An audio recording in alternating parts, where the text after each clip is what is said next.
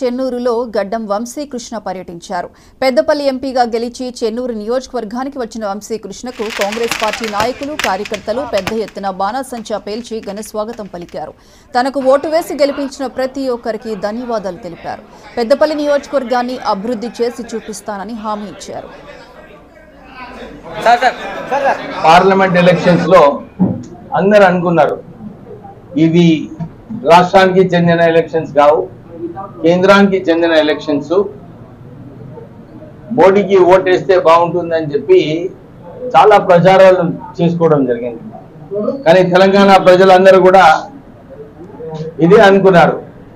మాకు కాంగ్రెస్ పార్టీ తరఫు నుంచి గ్యారంటీ కార్డు ఇచ్చారు, ప్రజాపాలన కావాలి అని చెప్పి 8 సీట్లు కాంగ్రెస్ పార్టీకి గెలిపించడం జరిగింది.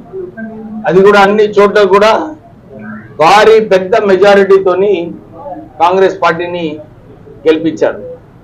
ఇక్కడ మన నార్త్ తెలంగాణలో ఇంతకుముందు అసెంబ్లీ ఎలక్షన్స్ లలో కూడా బీజేపీ కొంచెం ఉండింది. ఈసారి కూడా ఆదిలాబాద్, నిజామాబాద్, కరీంనగర్ ఈ 3 చోట్ల కూడా బీజేపీ గెలవడం జరిగింది.